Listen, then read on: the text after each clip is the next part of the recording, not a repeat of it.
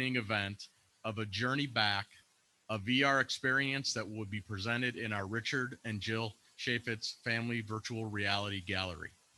I'd also like to welcome the Consul General from Germany here tonight. We're very pleased to have you with us. A first of its kind visitor experience, A Journey Back applies cutting edge virtual reality technology to immerse visitors in Holocaust survivors' personal stories, urging visitors to carry on the survivors' legacy, to bear witness and be empowered to take action in ways that are meaningful to them. A Journey Back debuts with 2 virtual reality film experiences, A Promise Kept and Don't Forget Me, providing personalized tours of the notorious Auschwitz, Mauthausen, and Ebensee concentration camps, guided by Holocaust survivors Fritschall and George Brent. And tonight, while we celebrate the opening of our new VR experience and these 2 remarkable films, for the past year and a half, they have been presented and won awards at film festivals across the globe.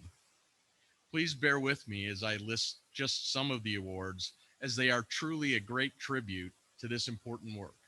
Awards won include South by Southwest, Vancouver International Film Festival, Cinequest VR and Film Festival, Nashville Film Festival, Games for Change VR/XR Film Festival, North Dakota Human Rights Film Festival, Taipei Film Festival, Kosice International Film Festival in the Czech Republic, and Austria International Film Festival. And that's not all of them. So we're incredibly proud.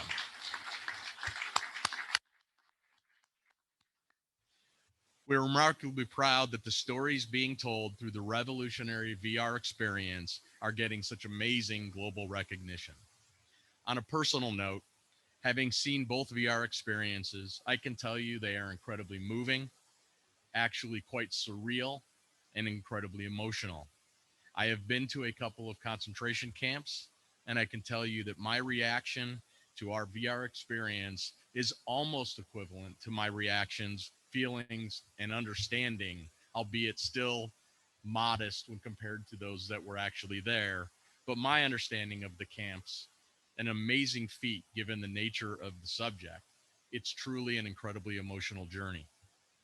These visceral experiences have been created at a critical time when humanity's darkest hour is fading from collective memory, and anti-Semitism and other forms of hatred are on the rise. I now want to take a moment to thank the incredible team that has made today possible. It truly takes a village. A huge thanks to the staff team, our exhibitions, education, development, marketing, and operations teams, including special mention to Susan Abrams, Kelley Szany, Ariel Weininger, Andrew Olacek, Ken Cooper, and Eve Sampson. Our museum's presentation of The Journey Back is made possible with the generous support from our virtual reality film benefactors, Richard and Jill Chaffetz family, John W. and Jean M. Rowe, Northern Trust, Kim Duchessois, and the Lillian and Larry Goodman Foundations.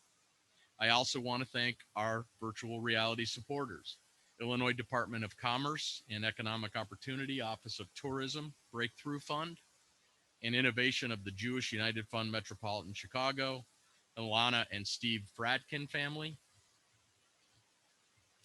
Lindsay Lopatin, Deborah Sher Dubo and Jeffrey Dubo, and the Conference on Jewish Materials Claims Against Germany, and dozens of others.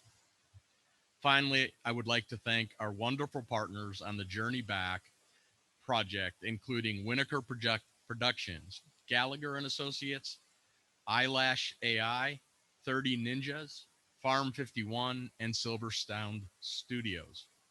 As you have just heard, it really did take a village. In honor of those that helped make all this possible, let's do our small part and give a huge round of applause to the village.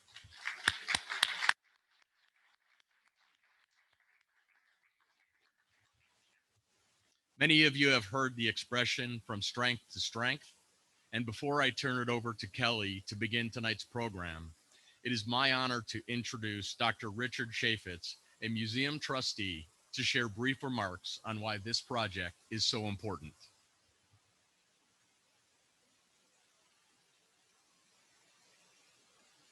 Hello. My family and I are incredibly excited and proud to support the virtual reality gallery at the Holocaust Museum.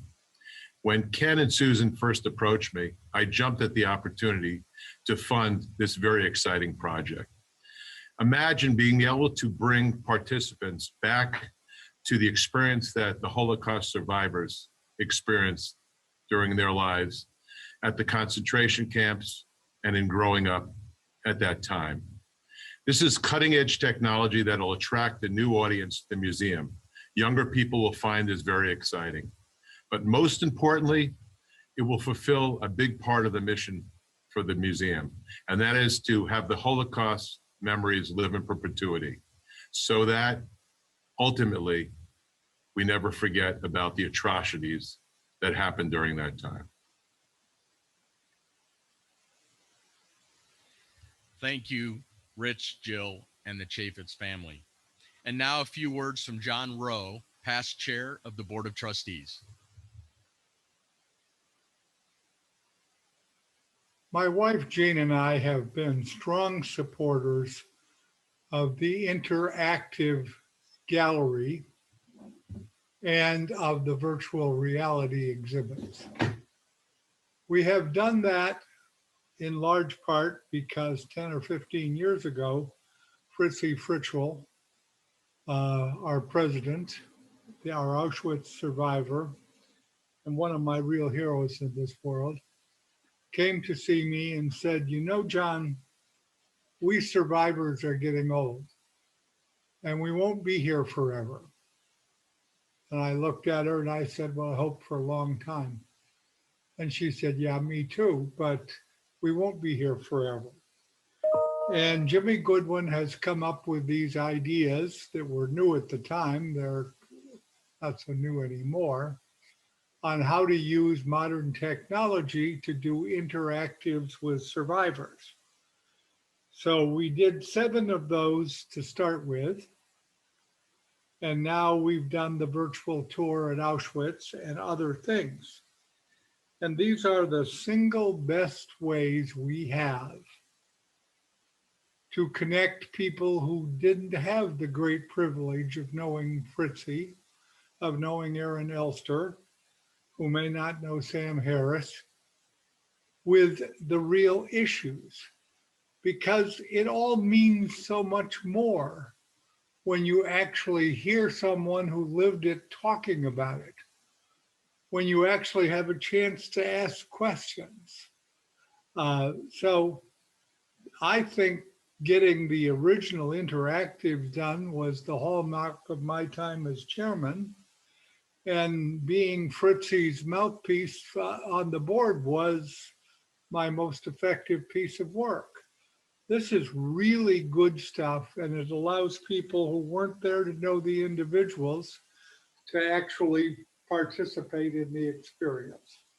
So I feel very strongly about these things. I couldn't have spoken those words better, so that's probably why they didn't give them to me. But I will say that George here and Fritzy having done this is incredible. And John and Rich's words around why and what the importance is are truly meaningful. It's now my honor to introduce Scott Fritschall, grandson of our beloved Fritzy Fritschall of blessed memory, on why his grandmother's participation in A Promise Kept was so important to her and to him.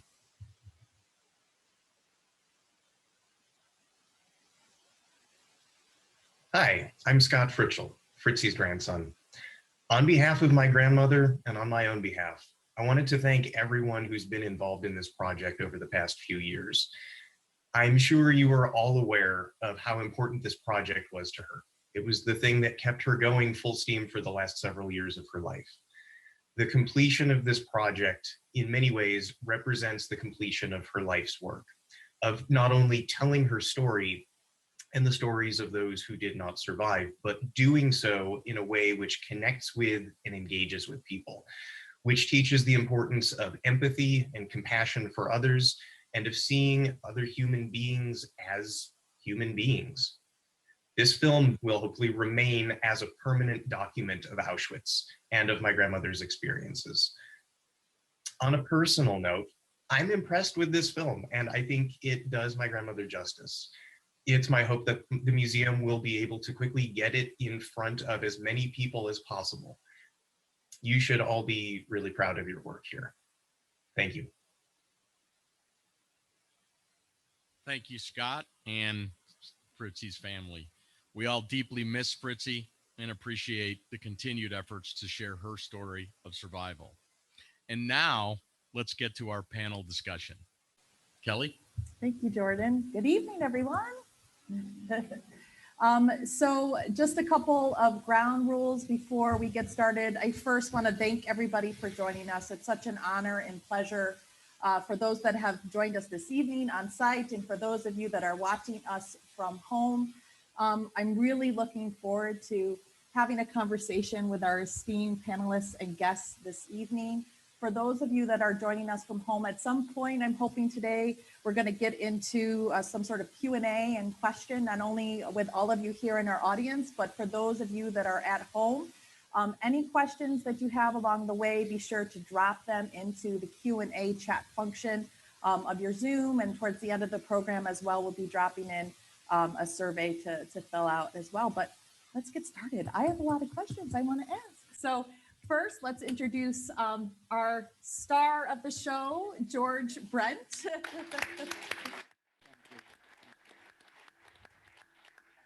So George, as we all know, is the star of our VR film, Don't Forget Me, has been a member of IMAX Speakers Bureau now for, oh my goodness, George, I think for 15 something years, pretty close. Close to it.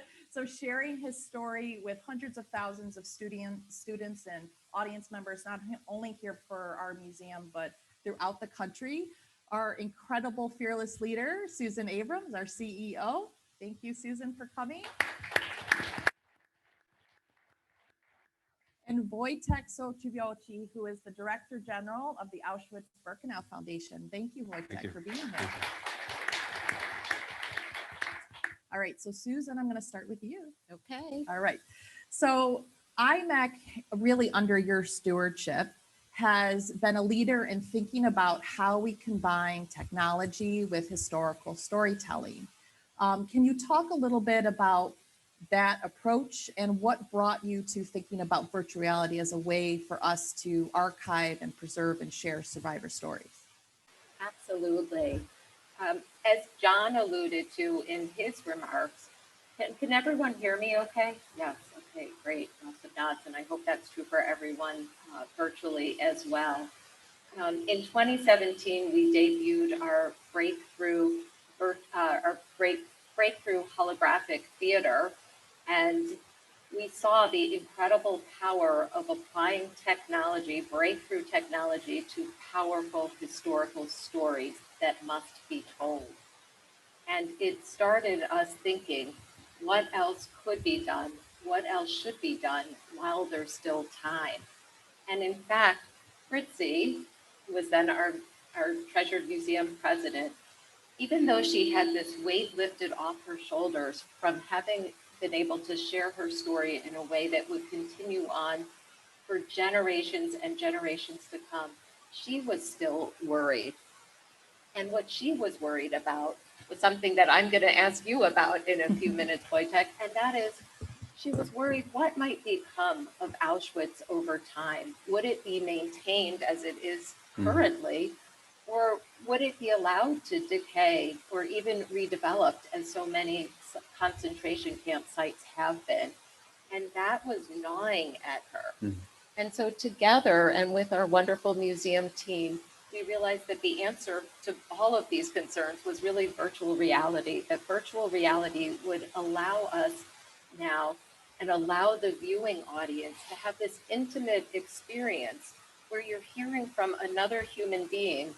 Though unlike with the holograms where you're essentially across from somebody in a room like this, now you could be standing with George or Fritzy on the arrival ramp of Auschwitz, or on the grounds of Mauthausen or Ebensee, as some of you may have had a chance to see tonight, and we hope the world will be seeing very shortly. And that's what took us to virtual reality. Yeah, it's really exciting technology. Just by quick show of hands, how many of you have had a chance to see the films? What did you think? Fantastic. Yeah, a lot of thumbs up. That's good for the viewing audience. A lot of a lot of thumbs up. Fantastic, fantastic. So George, when you got the call from Susan asking you to do this project, talk a little bit about that and about your participation. How do you feel about the films and participating? Why was it important you to be a part of this? Well, first of all, I never thought that this will happen to me. And I actually wasn't very cooperative. Your children are nodding in the front row. I mean, I was called into Susan and Kelley's office and was told that they would like me to travel with a film crew and visit all the places, camps that I was in during the end of World War II. And I was about close to 90 years old at the time. And I said to myself, I'm not strong enough to do that. Not really knowing that Fritzi actually did it. And I don't know where she got the strength. She had a tremendous strength and will to do this. So I sort of argued with Susan and Kelley about it. And they twisted my arm, so to speak. And they Lovingly, said, yeah, lovingly. Right, right, that's true, that's true. And finding a solution how to put me in one of these virtual reality films that you will see. I had no idea what the technology was or how they're going to do it. But after a while, they convinced me that it's possible. And somehow they said, as long as you cooperate and do our bidding, so to speak. And, This might be revisionist. I said, well, if it doesn't involve me to travel all over Europe and visit at least 3 of the camps that I was in, I agreed. And I had really no idea the technology that's involved in doing this. Here it is. And here I am. I actually partake in the making of this. It took actually two years. 2 years. 2 years. Yes. Yeah. The coldest winters of last year. George filmed during the polar vortex. So in between shoots, he had his hat on and his mittens. Oh God, it was. But then I realized, or they made me realize that it's possible to be there and not to be there, yet it looks like I was there, and say the things that I wanted to say had I been visiting these camps, and somebody would have filmed me. They're a very talented film crew that did the actual filming, and using my words, which I use quite freely here at this museum, talking to students and groups about my experiences. They filmed the places, including my hometown, which was a bonus. I never thought they were going to do that. And when I saw that, I saw my hometown. The last time I was there was in 1944, when they took me from home with my family to Auschwitz. They realized, or they let me realize, that this is possible to insert me without me actually feeling anything, just standing in front of a green screen and saying the words that I would have said had I been there in person. And we did film the virtual reality film that you're going to be seeing. And it looks like I am actually there, which is a miracle. And I'm so grateful that I went along with this project because after all, as Fritzi said, we don't live forever, and it's going to be something that will live forever. So thank you. See, Yeah. that loving arm twisting is all worth Yeah, I it, just wasn't about to it? say that, Yeah. that my arm is hurting a little bit, but it was worth the pain to do this, Susan and Kelley. Not only reliving all those stories, I mean, whether Yes, it's yes. you or Fritzi, you're taken right back there. Yeah, Every it time was- I hear somebody speak, you can, hear and see and feel it in their voices. So it's a really, really incredibly generous thing that you and so many survivors too, but for this Shared the project, story. very, very much immerse yourself in it. Mhm. But every sharing is such a gift to humanity. And it made me remember some of the things that I probably already forgot about some of the places. So thank you both. I And I appreciate want to it. talk a little bit later, George, about that and kind of the experience of seeing your hometown Yeah, and the yeah, completed film. But Wojciech, I know I want later on to have you talk a little bit about what the Auschwitz site is doing, the Birkenham State Museum, as far as technology and virtual tours in light of COVID. But you were able to see both films yesterday, and what did you think? Well, I'm very impressed, and I'm very thankful that I could come here and take part in this event. But before I answer your question, I would like to say that it's incredible to listen to George, not only to see him in the goggles, but also to listen to him live. And I think that shows a very important element of what we are doing when we're talking about remembrance and keeping memory alive. It's this art of storytelling.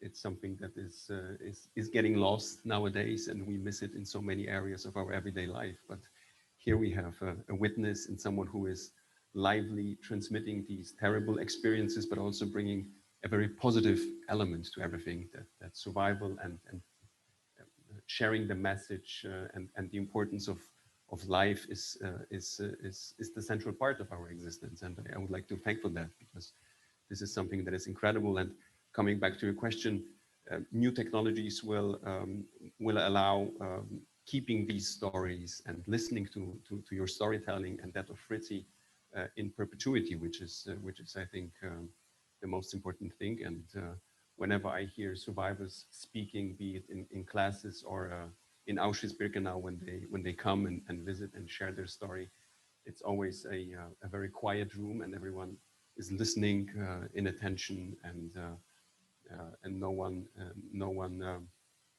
dares to say a word. Um, I think that new technologies are an enormous chance for all of us, not only to tackle the challenges of time and distance and organization.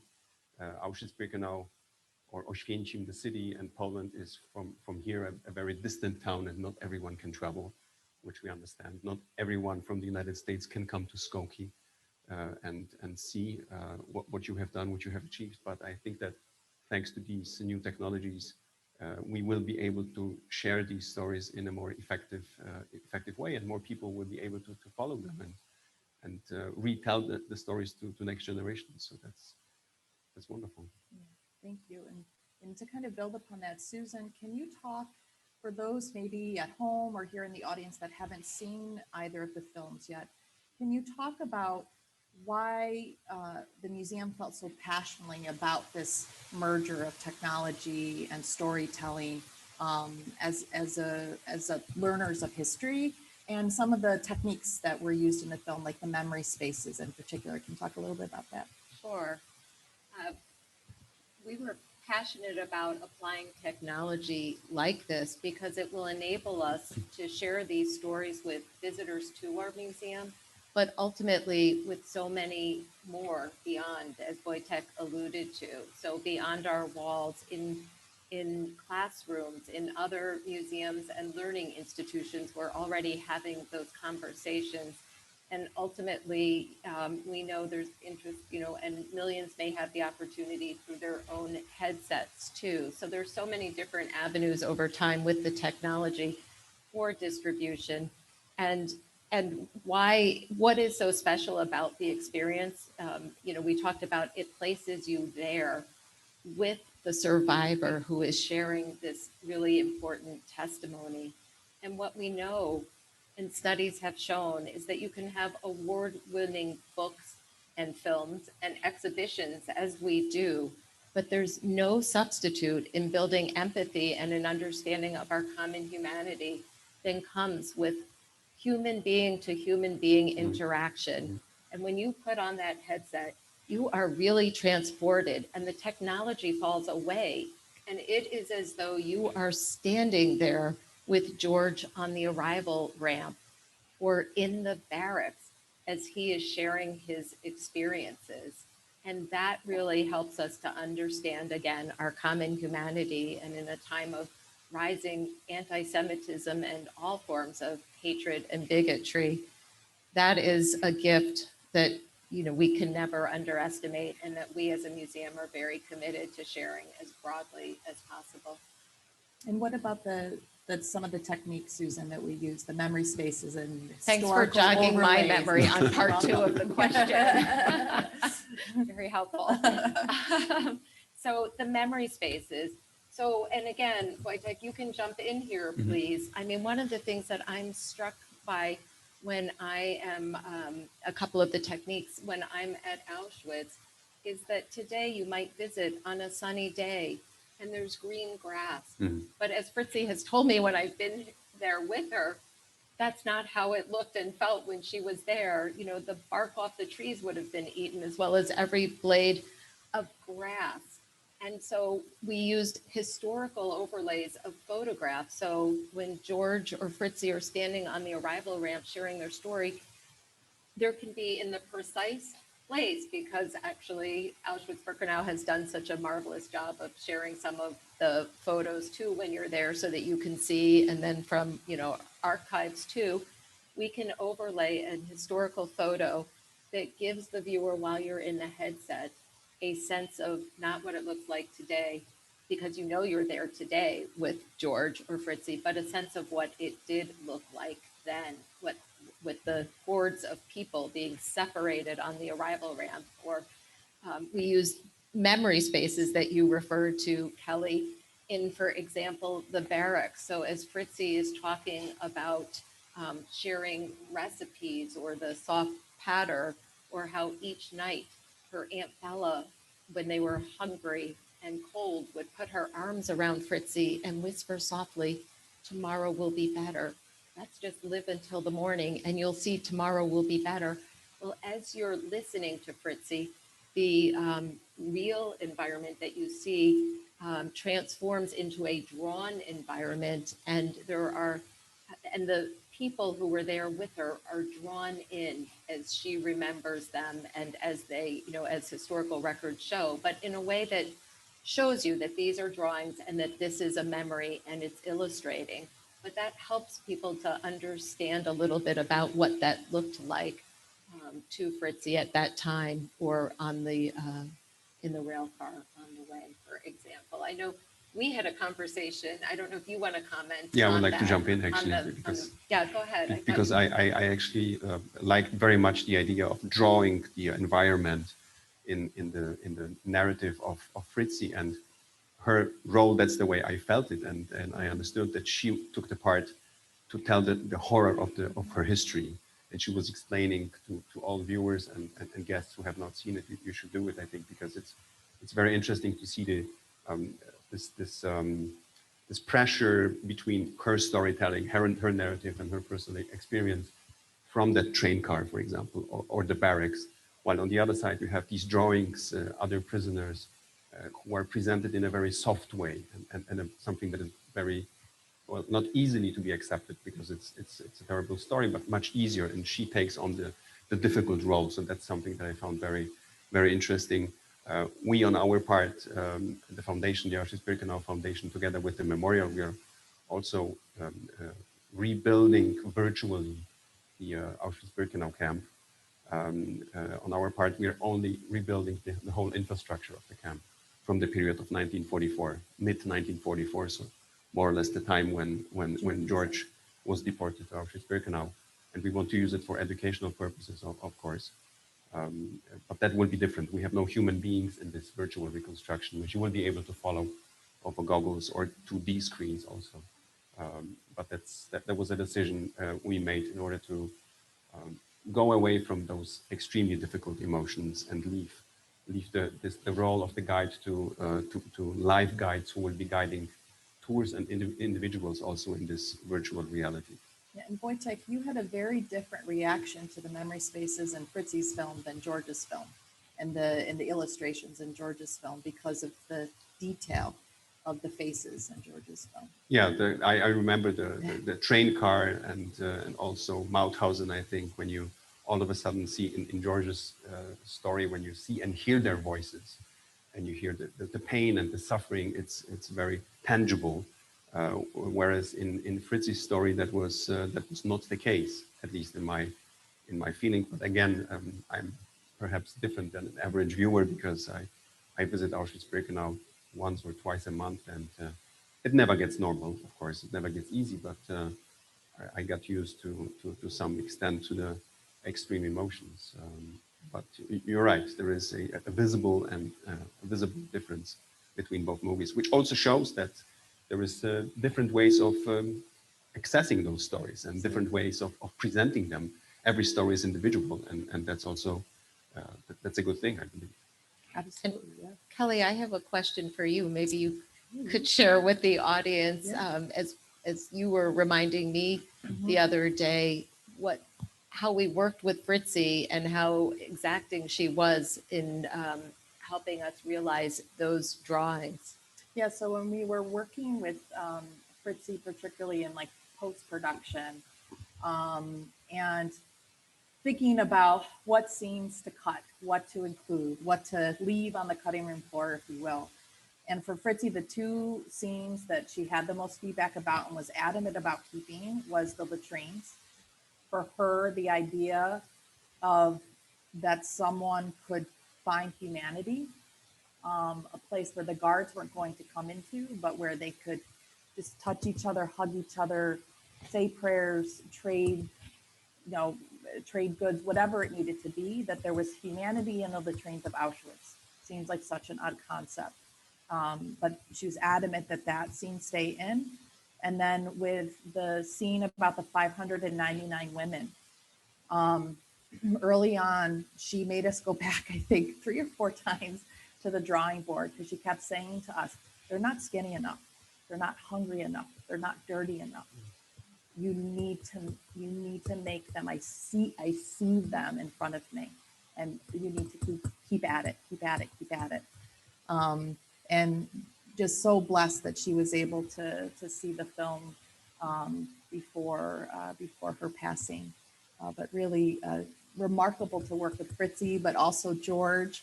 I remember you mentioned a little bit earlier in the program, you said that when we were sitting in the boardroom and showing you some early rough cuts, and you saw your hometown for the first time since 1944. And then a couple of months ago, we brought you and your family here. And I remember you took off the goggles, you had tears in your eye, and your grandchildren are so surprised that you cry, because you don't usually cry. But what was that like for you, one, to see your hometown, but also, as we're talking about these memory spaces, to be back in the barracks, to be in the tunnels at Ebensee? What was that like for you?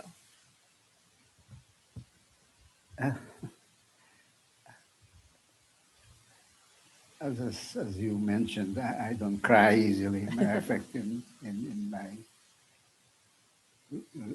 life in the last many years, there were incidents when I cried, and sometimes there was a reason for it, sometimes there wasn't. But once you see things like my hometown, and then you see my father's pharmacy, and you see the square that's somewhat different than it was the way I remember it, it brought back memories of the morning when they came for us. And I had to run from my home to the pharmacy and tell my father's colleague, who was the assistant pharmacist, see if he has any food that he could let us have, because we had to carry with us to that so-called ghetto in my hometown, which really wasn't a true ghetto. It was a part of the town that was separated from the rest of the town, that the Jews were concentrated before they were deported in the cattle cars. And that just brought back such painful memories of my mother and my brother, little guy, 10 years old, who probably didn't even realize what was happening. And I wasn't sure if I really knew what was the meaning of this. What was the meaning of having the whole town turn on you and treat you like a pestilence, that you're going to infect everybody? These people I grew up with and went to school with and played with, they just, it was hard to imagine that I couldn't communicate with them like I did before. Anyway, I forgot what the question was. Just your thoughts about the film when you saw it. Well, that brought back the memories of what happened on that. It was a Monday morning, I remember, May the 20th or 21st, 1944. It just brought back some very painful memories. And seeing my parents, who were forced to leave their house, and especially, which I haven't really talked about, my mother, before she left the entryway, stepped there in the doorway and started crying. I guess they had some idea of what was happening. I was just too young, ignorant about the actual thing. So anyway. George, a lot of people have commented, as you talk about standing in front of the pharmacy, that one of the scenes that really stands out for them in your film is when you talk about the bicycle, when they came and took your bike. Well, this was terrible. I just mentioned that my neighbors and kids I played with and went to school with, all of a sudden they just descended on our house and took whatever they wanted. They just took my bicycle, took my accordion, or whatever was lying around. I had to stand there and not say a word. And they just said, well, don't worry about it. I'll take good care of it, and you'll get it back when you return. That kind of scenes were just too painful. And just imagine somebody walking to your home with all the things that you accumulated and valuable to you, and just walk out with it, and you have no say about it. But that was the situation in 1944 with the Hungarian Jews. They had no say-so in their future, in their life, and what happens to them and the family. So when I saw my father's pharmacy in Cyrillic letters saying apteka, which in Ukrainian, I guess it's called for pharmacy. And I looked at it. It looked so small compared to what I remembered. I thought it had a big picture window and an entryway to the right of it. And when I saw it this time, it was much smaller than I remembered it. But I guess that's what happened. Unfortunately, I didn't have a chance to see our house. It was not there anymore. It was destroyed. And some other homes were built in its place. And wish I had a chance to see it again. But I am getting ahead of myself because I had a chance in 1944 to return to my hometown, which I didn't talk about in the VR. And I saw my home that was torn apart by our neighbors. They took off the doors, the windows, the oven, the stoves. We had no central heating. They were looking for some hidden treasures, I guess. And it was just a horrible thing to see your house destroyed. But these are all memories that come back to me sometimes when I talk about it, even though they happened somewhat earlier than when this film was made. Well, we're glad that we could share the visuals of your hometown and having the gift of your story to be able to share. Wojciech, you shared a little earlier. Henry Appella, Auschwitz survivor, has said that there is only one thing worse than Auschwitz itself, and that is if the world forgets there was such a place. 77 years after the liberation, we look at the nature of remembrance and the current generation's obligation towards survivors and memorial sites like Auschwitz, Ebensee, Mauthausen. But we also are living in a new world of a pandemic. Can you talk a little bit about the site today, some of the implications of COVID-19? And you alluded a bit to some of the technology you're working on and virtual tours. And so can you talk about what's happening at the site today? Yeah.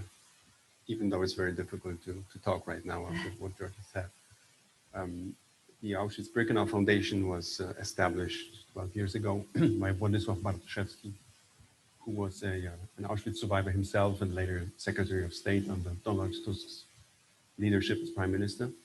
And he was dedicated throughout his whole life to memory and to his peer prisoners and those whom he had left behind, who died at Auschwitz, but also those who survived. And it was, I think, the mission of his life to safeguard that Auschwitz-Birkenau, which he had so good in memory, be preserved as it was in 1945 upon the liberation. So he decided to establish this foundation, which now is proud to be partnering with 40 international governments, with a couple of cities, private donors, corporate entities, who all make a contribution to the endowment, the foundation endowment, which is invested safely and in a transparent way. And from the yields, we are financing the preservation program of Auschwitz-Birkenau. When I say the preservation program, I mean all the physical remains on site, which means that we have, for example, 150 original structures. These include 45 brick barracks in Birkenau, blocks from Auschwitz, wooden barracks, but we also have around 300 ruins, including gas chambers and crematoria. And these need to be preserved because they are witnesses to the crimes. And apart from that, we also have tens of thousands of personal items, toothbrushes, glasses, clothing, of course, documents, photography. And I think it is the obligation of my generation to make sure that every single item that we have, that we know about, but also lots of items which we discovered during the process of preservation. You have to know that whenever we start a preservation process of any of these blocks or the ruins, we discover hundreds of objects which are hidden, either on purpose by prisoners, for example, who managed to bring in personal items.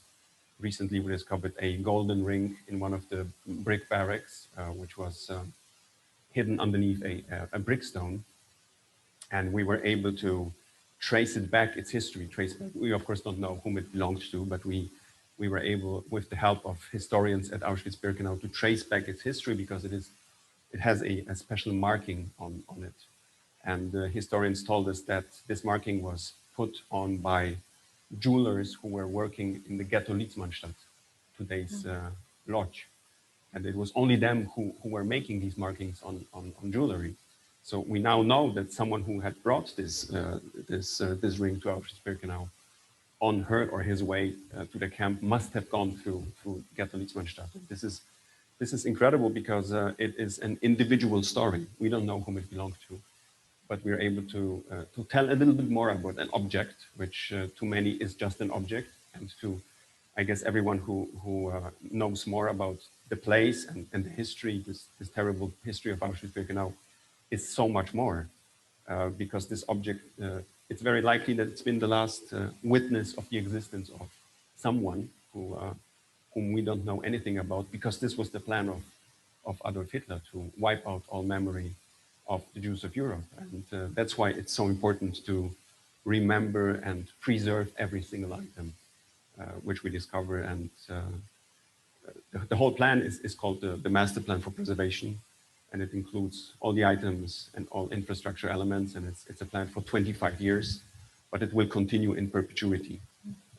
That's why we have a perpetual endowment, which will allow the financing of this program, which is so important. And for those who can't travel right now, we have our VR films, but you talked a little bit earlier or alluded to it about some of the virtual opportunities you're exploring now. Kelley is very helpful in Yes. Thank you for the second part. Thank you for also needing room. I didn't do it on purpose. So yeah, but COVID proved to be an opportunity for us, actually, because when the memorial was shut down for the first time in 75 years in its history for 5 months in 2020, and the same happened in 21, all of a sudden it was the whole staff of the memorial, 400 people and 400 guides were guiding in 21 languages. In the last pre-COVID year, we had 2.3 million visitors and from over 190 countries. So when you have these people who are unemployed and they are not just guides, they do this with dedication. They have a very particular mission to serve with the testimony, and they meet regularly with survivors, and their stories are very well prepared. So all of a sudden they were unemployed, and we asked ourselves, what can we do to change this situation so that it never happens again? Because we didn't know, like we don't know today, how long this situation will continue. And we were contacted by an Israeli company, AppsFlyer, which comes from new technology. They're producing apps for mobile devices. And they said, we would like to help, but we have no idea how to do it. And we said, well, we are professionals in preservation, but we don't have any idea how we could cooperate. But it's great that you showed up. And it took us 6 months over Zoom to come up with the idea to start the production of an internet platform, a dedicated internet platform for Auschwitz-Birkenau, which will allow very soon, I hope that around Yom HaShoah in 2022, remote guided visits. So anyone with internet connection anywhere around the world will be able to book a guided tour with a live guide being in Auschwitz. And he or she or a group, families, colleagues from schools, universities will be able to participate in this experience. People can't travel very often because of COVID or because of financial restrictions or organizational or time reasons. So I think this will be a game changer, and this is only possible because of new technologies.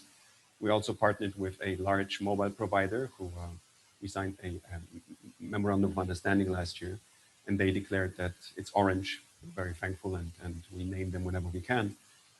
They will be providing a 4G and 5G internet network on site of Auschwitz I and Birkenau, because obviously guides need internet access when they're supposed to guide groups from all over the world. So this is just one application, the other being the virtual reconstruction program, which I think will be necessary and will be changing the way we will be educating about the Holocaust and spreading this message to future generations. What I also wanted to say, sorry for speaking so long, but I have the feeling I have to react to what George says. He mentioned three critical words: choice, pain, and memory. And these are central words from our work. in our everyday work. And also Fritzi was speaking about the latrine and her experience in the latrine. And when I was for the first time at the memorial in Birkenau, I was guided by its current director, Piotr Cywilski, who's an excellent historian of the site. And he led me to the latrine. And he told me that in the latrine, you can see like in how do you call this glass, which amplifies Magnifying a glass. magnifying glass. Thank you very much. Like in a magnifying glass, the nature of the camp, because latrines were cleaned by the so-called Scheißkommando. So this was a commando of prisoners who sometimes had the opportunity to choose to volunteer to be working there. Why? Because members of the Scheißkommando were not beaten by the SS, because they were carrying infectious diseases. So the staff, the SS, they were afraid to approach these people. On the other side, those who volunteered knew that they had chosen an existence which meant that their life would have been much shorter than the life of other prisoners, which was short anyhow and ended tragically. But they did choose to be living in relative peace. It's not the right word, peace, I know, but it's they were not beaten, and they were not. They did not have the everyday violence exercised on them. So this is central for choice. People made choices on both ends, and these choices led to pain. And I think that individual stories like that one we heard of are important, because they allow that memory stays alive, and we and future generations will not have the choice not to listen to these stories, because they will remain with us. And that is so important with new technologies, because they will also stay and will not allow us to look away. Well, I mean, we have no excuse. We have to follow this testimony. Absolutely. Absolutely. George, do you want to add to that? Yes,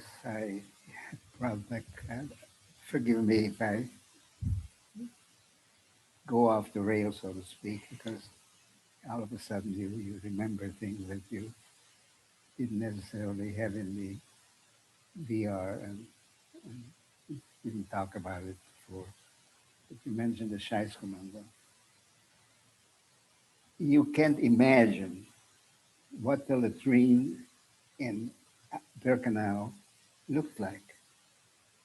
It was a hole, the length of the barracks. It was covered, and every so many feet, they weren't against each other, but off center holes. That's all. That was the latrine. You just picked a hole, and you were lucky found an empty one, and you were able to sit on it and had a chance. It was a meeting place, as you mentioned. You were able to talk to your neighbors or somebody that you saw or know or knew. It was a horrible place. I mean, if you just have to imagine that you had to expose yourself, and you did it with in mind. You had in mind to meet other prisoners, and you had a chance to exchange a few words, say something. I remember I had the best shoes my mother could find when they took us, and I had them on my feet. And when I was sitting on the latrine, all of a sudden, one of the prisoners who has been there for a while and had some seniority, so to speak, came in and said, "I want those shoes." I couldn't do anything. I took my shoes off that I had on my feet, and he gave me his torn, beaten up, whatever they were. But that's the kind of life you left. You just were afraid. You were afraid to say anything, because it just meant that she would have beat you or kill you or anything. But you gladly gave up your shoes to stay alive. But things like that was a daily happening. And the latrine was like meeting place for the people in the camp. It was an awful place, but it was very necessary, obviously.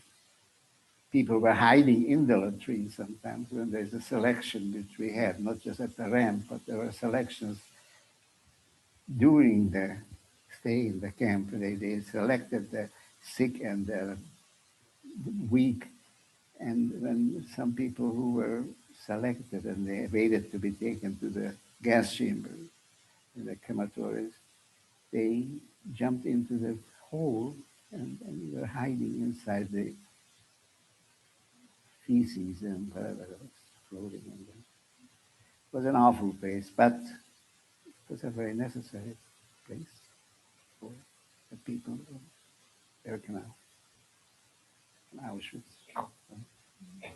Anyway, I'm sorry I had to interrupt with that. Not a pleasant thing. But That's what's so amazing is we're so privileged here tonight to hear from you. Yeah. And now because you shared this in this way with technology, so many others, millions will have the privilege that we're having here tonight to hear from you and to hear and feel that with you of the emotion of what you went through. You mentioned the Scheiß Commando, that brought the memory about the latrine. What purpose it served, not just something that was necessary. But it was an awful place, yet an important place. Matter of fact, I think some of the barracks holding a latrine are preserved in Birkenau, so people can see what it looks like. Yeah, we just started the preservation of one of the latrines and the kitchen in Birkenau. It's a big project because the kitchen is enormous. It's twice the size of living barracks. So somebody who never seen a latrine like Birkenau and can't walk in there, and you see this long thing with holes ever so many feet apart, and you wonder, well, how did they do this thing? What kind of privacy? And we are very, very careful about our privacies. Yeah. Not there. Not there. You were glad to be alive, and you were glad to be able to go to a retreat. It was a privilege. Yeah, and George, I remember, I could have never imagined we were going to be at this place with VR. And I remember, oh my goodness, about 15 years ago when I went to Auschwitz and was lucky enough to know you. And I remember I came back and I kept saying to everybody, I'm carrying all these stories with me as I go. I was carrying Fritzi's story and standing at the arrival ramp and remembering the separation with her mother. I was carrying your story and remembering the stories that you shared. And now to have VR and to have people be able to have those stories and to visit these sites, it's almost mind-boggling and remarkable. And there's obviously so much more to your story that we didn't get a chance to include in the film. But what are you hoping that people take from your film? Either from your story, you have this incredible, beautiful relationship with your father in the story, which we kind of, named the film after that exchange between you and he. But what are you hoping that message is, or that viewers that watch your film take away? To realize the cruelty and hatred people have against each other, and what they are able to go through to express that pent-up anger that they must have, that they are, I can't explain it. How can a human being do the things to other human beings that I saw happening daily? Killing your life didn't mean much. Taking what they wanted from you, you had no choice. All the treasures that we cherish so much and do anything to be able to acquire it, and then somebody comes along and just grabs it out of your hand and you can't say anything about it. Just lucky that you are still alive. Sometimes you're not, because sometimes they killed you for something just to kill you, period. Life was very cheap, at least it was then. So what do I want to accomplish with it? Let's hope that people will realize what goes on, what hatred and discrimination, anti-Semitism, and racial discrimination can cause. Maybe it's not happening as frequently as it did that time when I was there in 1944. But I don't have to go very far. I look at January 6th last year. It wasn't very pretty what happened at the Capitol in Washington, D.C. Again, how can human beings do things like that? And then they deny it. And there are people who believe it. That's the sad part about it. They believe that these people, this is their exercising some sort of a right that they had to do the things that they did to the Capitol building and to the people who are guarding it. No, this is not my job today to politicize We're all here here. to help you. We're all here to help you. That's why we're all here. To give you Absolutely. political speeches here. But anyway, I just hope that some of the things that we are telling you about are things that human beings are doing to other human beings because they are different. And that's terrible. Indeed, indeed. Very terrible. But it's happening. It's happening more and more. I don't remember. I came to America in 1949, and I don't remember these things happening. For the first, I would say, 40 years, 50 years, I was working hard and never imagined. All of a sudden, like the skies opened with these horrible things that are happening now. Oh, anyway. And that's why the work that we do inside That's these walls right. and outside these walls is so absolutely important. And I hope when I speak to people here, to students especially,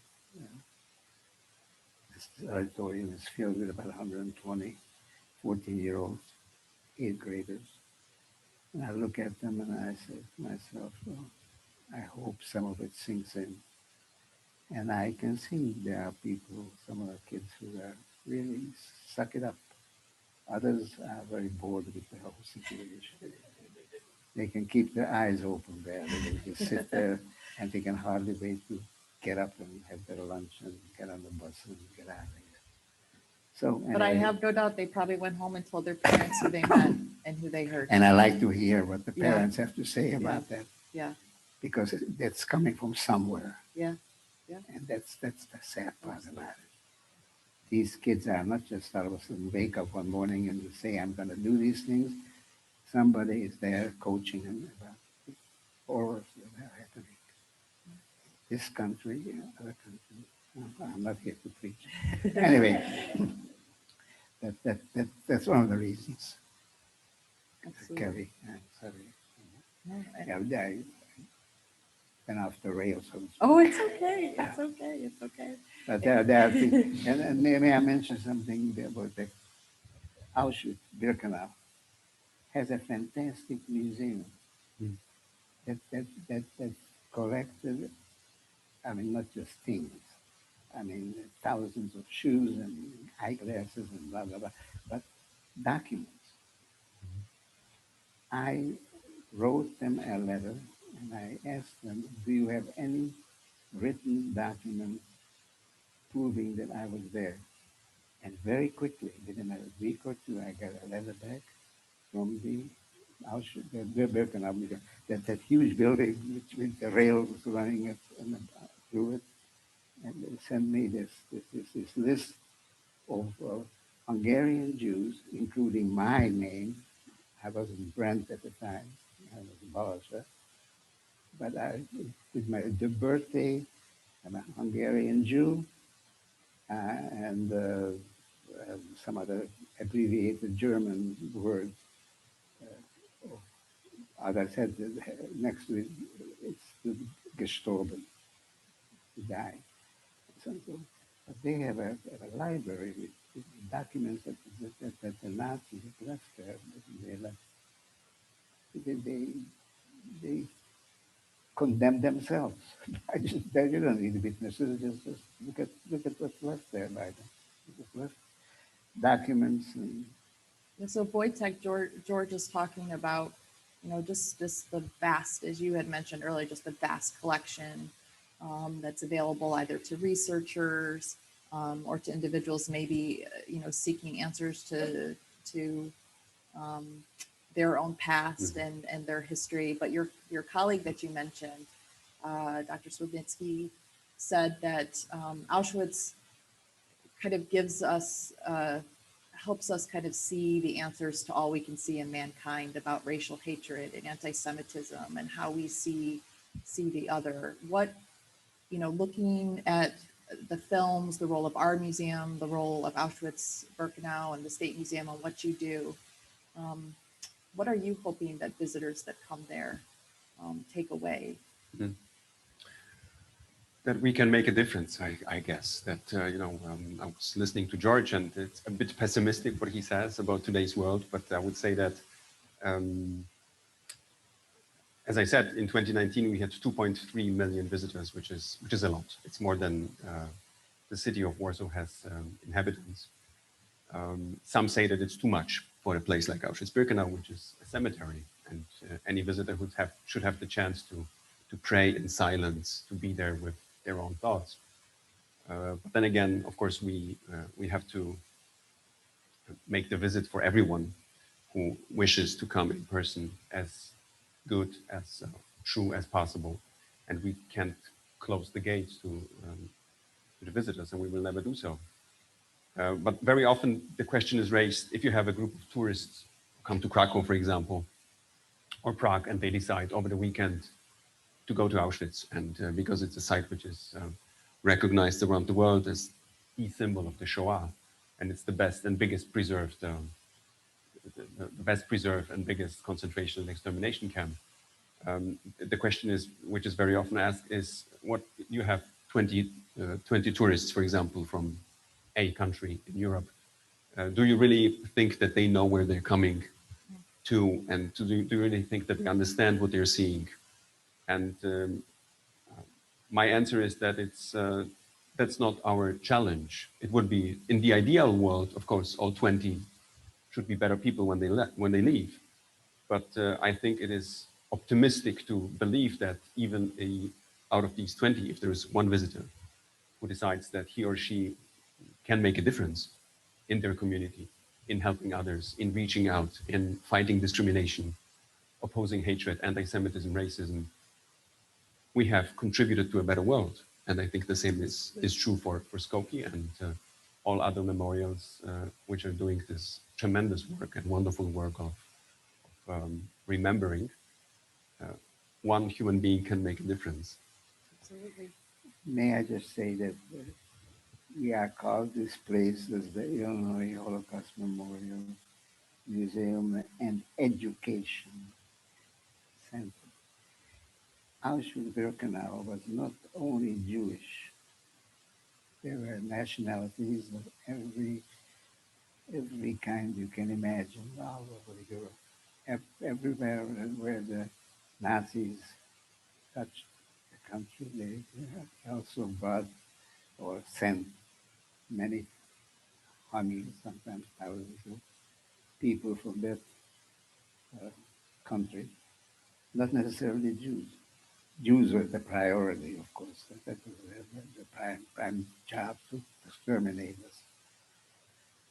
But there were a lot of other nationalities in Birkenau, and they all carried their little triangle that indicated where they're from, so you could tell whether you're Pole or you are Hungarian or you are the Jews, of course, with the Mogambic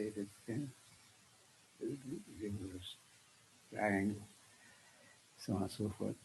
So it was a catch-all place for thing. And then, oh my God, I just remember. You talk about the gypsies? Mm. I was there in the D camp, the gypsy camp, they call it.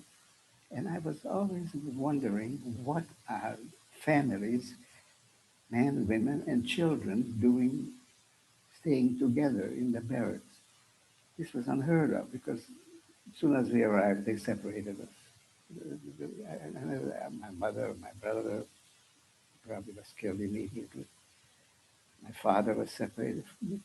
But one night they just closed the camp. There was a lot of crying and screaming, and they cleared out the gypsy camp. They killed every gypsy. The men were separated, I think, earlier, but all the children and women were taken that night. The trucks came, put them on there into the gas chamber. And they were gone. That was it. I'm sorry, this is going a little bit off the It's subject. okay. Well, So Susan, so George is, sharing these incredible stories and talking about the film, and we heard, from Fritzy's family and others, and you've had the opportunity now, as Jordan shared, this has been in film festivals, and this fall you participated in the Eradicate Hate Summit that happened around the anniversary of the Tree of Life massacre, and you've had the opportunity to share this experience not only with George and Fritzy during the filming, but with other audience members. And I guess what are the reactions you're hearing that are kind of sticking with you, the moments, in this whole 2-year process that have kind of really stuck with you? And then I think ultimately what are you hoping that visitors to IMAC are going to take away from these two remarkable individuals? Yeah, I mean, it still gives me the chills to think that the technology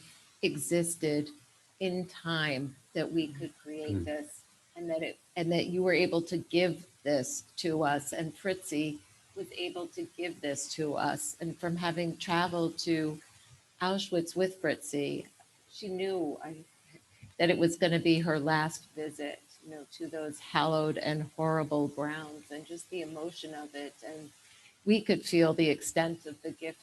And I'm looking over to Fritzy's family that's here. For those of you who are joining us virtually, we have a wonderful gathering of George's family and Fritzy's family. And so, we all who know those survivors who gave us these gifts could just see what it took from them to do it, and the determination to be able to share. So that's something I'm grateful for every single day. And I think every time I hear the stories or see a group, and as you've alluded, they've been at film festivals globally, and we have been beta testing with different groups here for at least a half a year now, students and younger people and adults. And I think the universality of how moved people are, whether it's just sitting for a minute after and absorbing it, and then the questions that it sparks. And I think that's maybe the greatest gift of all is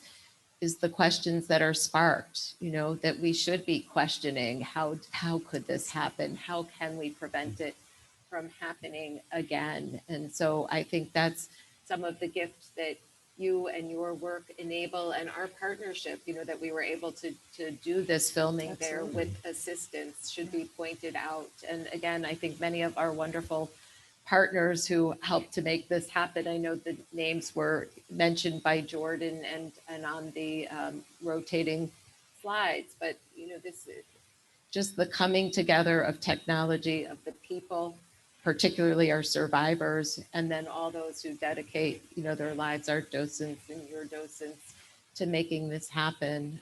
I think I feel grateful every day, and our hope is, as you said, and as George alluded, that if we can build empathy, that we can change the world and change it for the better. The conference that Kelley alluded to was a coming together in Pittsburgh on the anniversary of a tragedy based on hate. And so Pittsburgh didn't want to be known for that, they wanted to be known as a community that fought hatred and made real strides. And so brought together criminologists, professors, and tech people, a lot of social media people, because we all know that that's a big challenge right now. And everyone came together with their different perspectives. And ours that I was able to represent was, how do you stop people from becoming those extremists that then, that the rest of the gathering was there about? How do you stop the proliferation? How do you find them? How do you stop the money and everything else? But if we can stop people by building empathy and an understanding of our common humanity, then, that's our hope here at the museum. And I know what drives all of us, that hope that with each visitor, that there's a spark of something, even if you don't think they're paying attention, George. We really hope they're taking a spark home with them. Absolutely. So yeah, that's I think what has motivated, I know, our staff particularly, who have worked so hard on it. Yeah. Well, I don't know where my wonderful colleagues are, Leah and Amanda. I want to throw it out to the audience. We have time for a couple of questions. And for those of you who are joining us at home, please drop your questions in the chat. I've tried to get to most of them that you've put in so far. So if you could raise your hand, Leah will come to you with the microphone if anyone has any questions.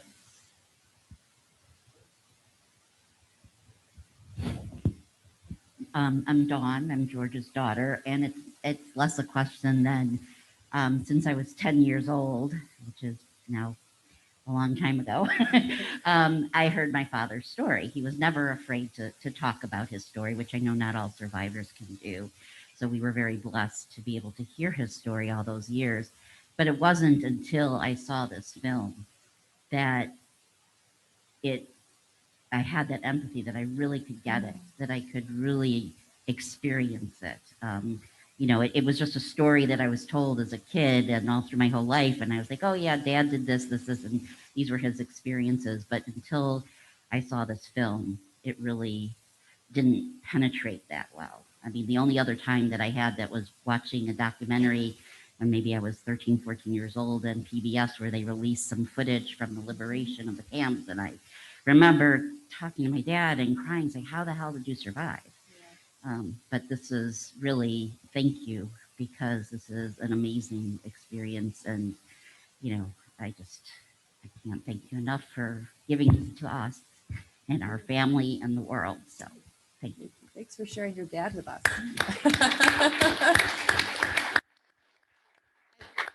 And wow, Kelley, that now vaults to the top of the list of Yes, reactions. I was just thinking how, that. How meaningful is that? Yes. Thank you. Yes, thank you, Dawn. Yeah. George, I will be bringing 48 14-year-olds here next Thursday. So I hope you're the one who's going to talk to them, but they will be paying attention. Yeah. So, Wojciech, you mentioned something that I was going to bring up. I was one of the 2.3 million visitors to Auschwitz. And one thing that I wrestled with in my mind was the fact that I didn't have any alone time to think about what I was seeing, because you're with a group. And you need to be with a group because you want people to see Auschwitz.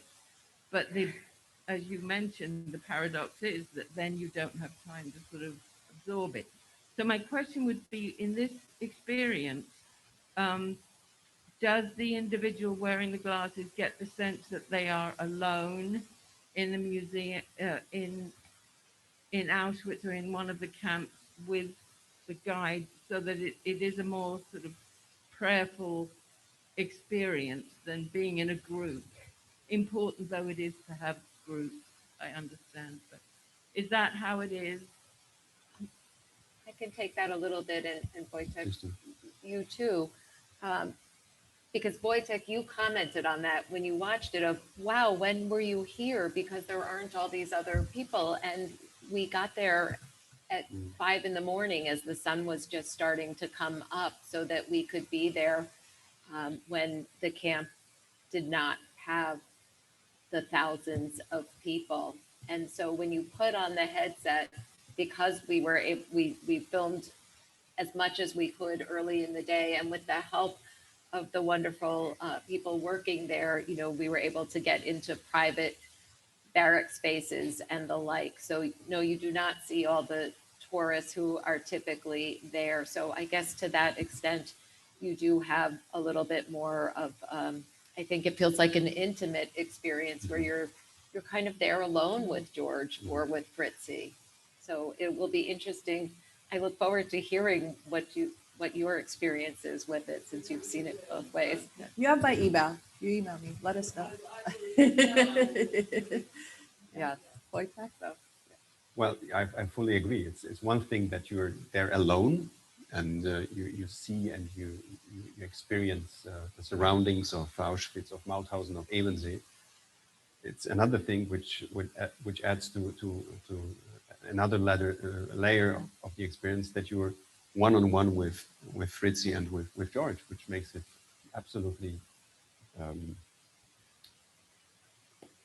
amazing, I would say, even though with the difficulty and the weight of the story. Because yes, you don't have the groups, you don't have the masses, you don't have the crowds. And this is something which also was a big chance for us when we started working on these technologies and the memorial was shut down, that as soon as we understood what we had in mind together with AppsFlyer, that we were able to start producing materials on site in the memorial, the former camp, which even now is rather empty. It's deserted. We don't have many visitors.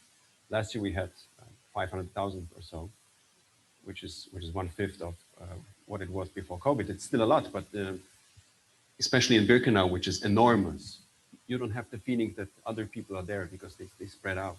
Birkenau and Auschwitz one is a different story. Birkenau is large.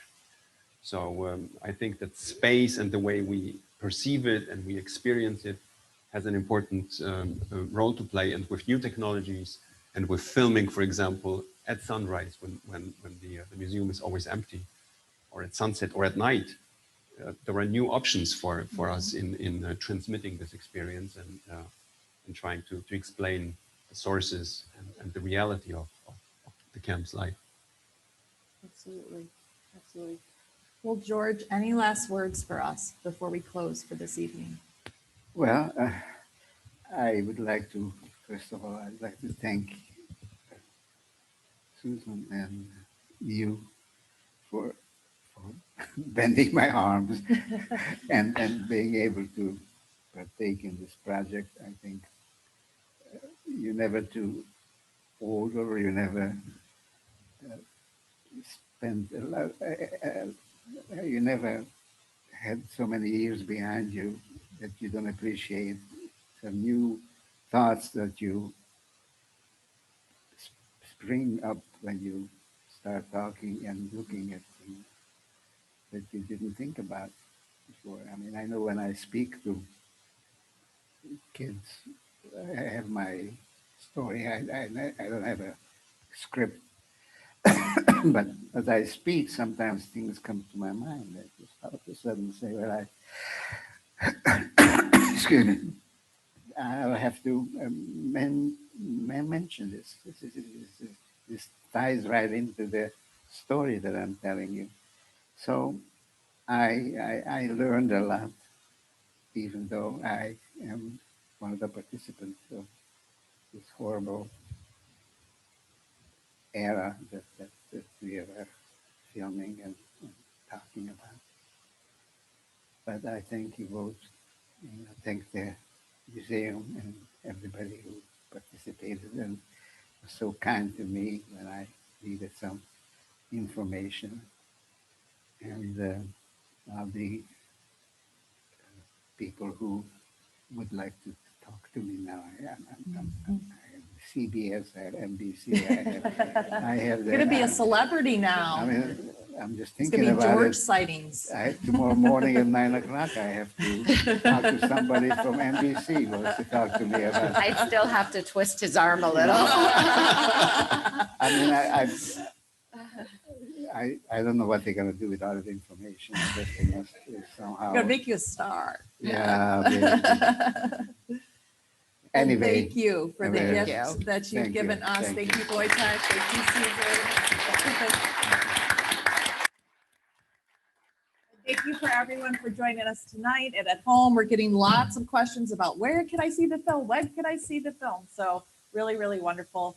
Thank you all for coming out on such a cool night and being with us to celebrate these remarkable films, and Wojciech for joining us and bringing It's your not so cold. perspective. And it's sunny. Thank you all. And Kelley, what to say? Okay. And you can sign up now online, and we open for public on the 27th. And this next week we'll have some member and donor opportunities as well. So we look forward to welcoming everybody. Tell your friends and family. Thank you all. Good night. Thank you. Thank you, George. You're welcome.